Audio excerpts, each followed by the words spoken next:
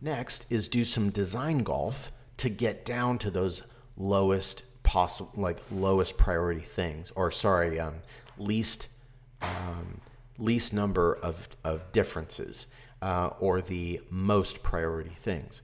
So the idea is to get the lowest score of differences in your design. It's something that I kind of coined, this idea of design golf. I don't know anybody else who ever used it, so I'd like to be the guy who came up with this.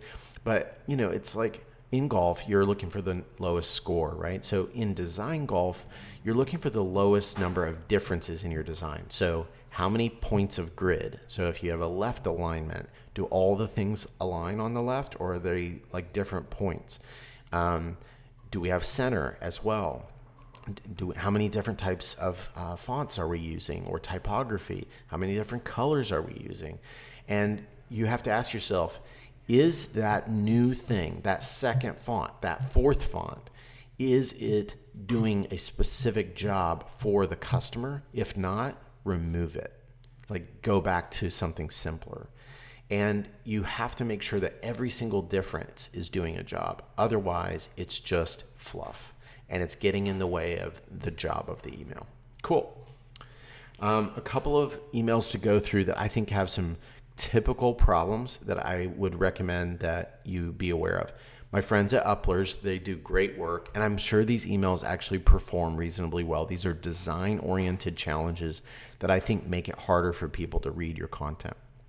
And this is too much centered text.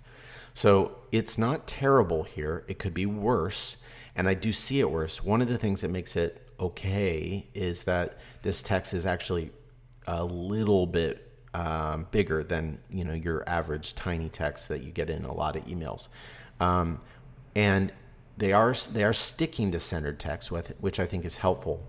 But you can read a book called The Elements of Typographical Style, or you can read a book called Web Typography by Richard Rutter.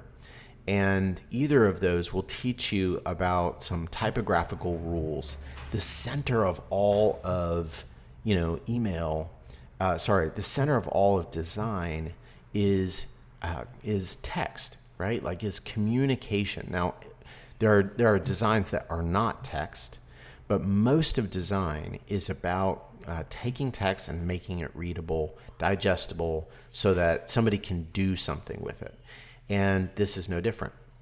So when you have too much centered text, it makes it hard to scan. So there's a lot of articles out there. You can check out Nielsen Group. They write about it.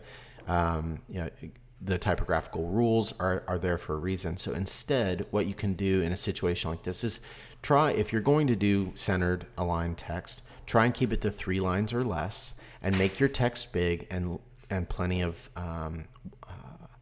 leading or line height between lines.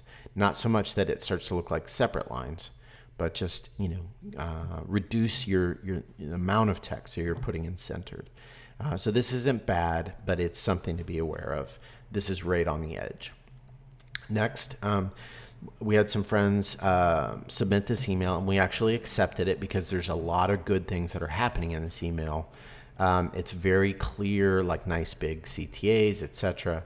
But one of the things I found that was a little bit jarring is you're leading with this really interesting image up here, but you're breaking it up with this. I think this is probably done using a pre-header, but I don't know that it's really serving the audience that well. Why not put this text in the photograph, or make this text black so that it doesn't add too much confusion and difference up here? Next is you get to help for heroes here. That is a centered text. So centered, left, centered is it adds a lot of back and forth. Then some really nice, good sized text that is left aligned, and that works. But then coming over here, we go centered again, and then we have this big block. It's just a lot. Now again, this is an email that we accepted. It was right on the line.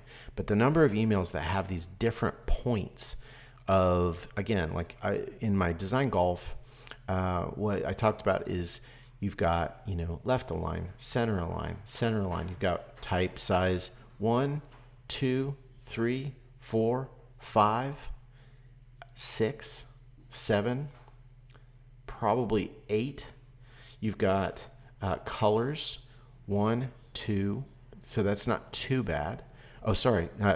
1, 2, 3 for red, blue. So 4, 5 with white.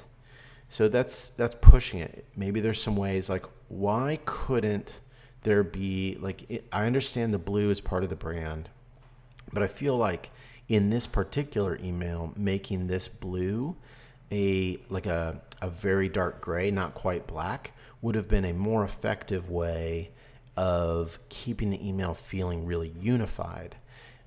More white space down here would have done that. There could have been some this help for heroes. If there had been a way to include this as part of this left aligned section, you would reduce a point of difference. All that sounds like crazy, oh, Matthew, you're nuts. There's too many different design points here. How am I supposed to think about all these things? I just think, and I believe that every time that we can create email that reads really clear and succinctly, it is a way of developing trust and consistency with our customers. So from a strategy point of view, I think this email is doing a pretty good job. It checks a lot of boxes, right? Excuse me. Oops. But I think from a design point of view, it needs additional work. So it's almost there. And that's why we led it into really good emails, is we felt that it had a lot of good things going for it.